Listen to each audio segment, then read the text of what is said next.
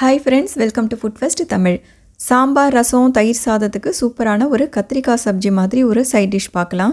இது செய்யறது ரொம்ப ரொம்ப ஈஸி. நம்ம சைட் டிஷ்ஷை மட்டும் இல்லாமல் இதை வெறும் சாதத்தில் போட்டு சாப்பிட்டாலும் ரொம்ப டேஸ்ட்டாக இருக்கும். இப்போ எப்படி செய்கிறதுன்னு பார்க்கலாம். ஒரு கடாயில் 3 டேபிள் ஸ்பூன் அளவு எண்ணெய் ஊற்றிக்கலாம்.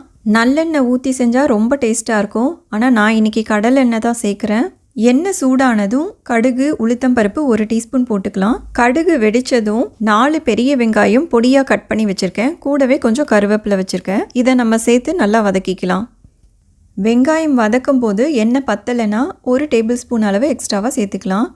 இப்போது பெரிய மலை பூண்டு இருக்குல்ல, அது 10 பல்லு பூண்டு நான் நல்லா நசுக்கி வச்சுருக்கேன். இந்த மாதிரி க்ரஷ் பண்ணி போட்டால் நல்லா டேஸ்ட்டாக இருக்கும்.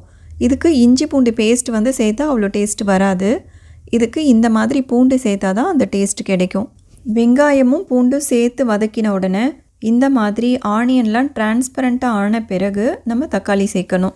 2 பெரிய தக்காளியை சாப்பரில் போட்டு கட் பண்ணி வச்சுருக்கேன். இப்போ நம்ம அதை சேர்த்து வதக்கிக்கலாம்.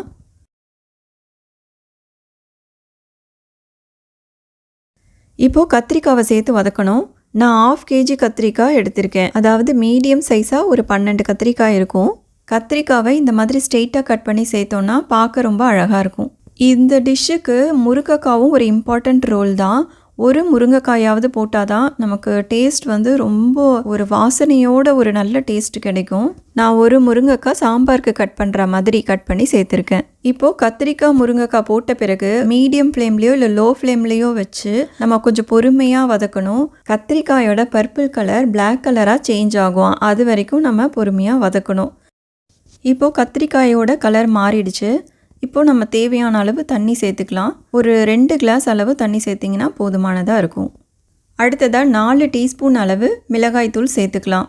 4 ஆனியன் போட்டிருக்கோம். அதுக்கேற்ற மாதிரி காரம் கொடுக்கறதுக்காக 4 டீஸ்பூன் அளவு மிளகாய்த்தூள் போடணும். நார்மல் குழம்பு மிளகாய்த்தூள் தான். இது கூடவே 1/4 டீஸ்பூன் மஞ்சள் தூள், தேவையான அளவு உப்பு சேர்த்து நல்லா கலந்து விட்டுட்டு கொஞ்சம் கொதி வந்ததும் மூடி போட்டு மூடி வச்சுட்டு மீடியம் ஃப்ளேமில் வச்சிடலாம். 3 நிமிஷத்துக்கு ஒரு தடவை நம்ம ஓப்பன் பண்ணி கலந்து விட்டுட்டு மறுபடியும் மூடி வச்சு வேக வைக்கணும்.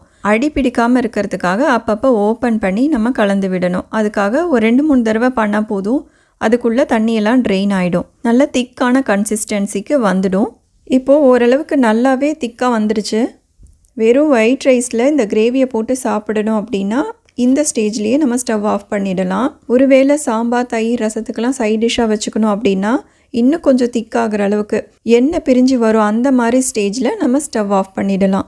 இப்போது எண்ணெய் பிரிஞ்சு நல்லா திக்கான ஸ்டேஜுக்கு வந்துருச்சு. இப்போ கொத்தமல்லி இலையெல்லாம் போட்டு பரிமாறிடலாம். ரொம்பவே டேஸ்ட்டாக இருக்கும். ட்ரை பண்ணி பாருங்கள். தேங்க்யூ.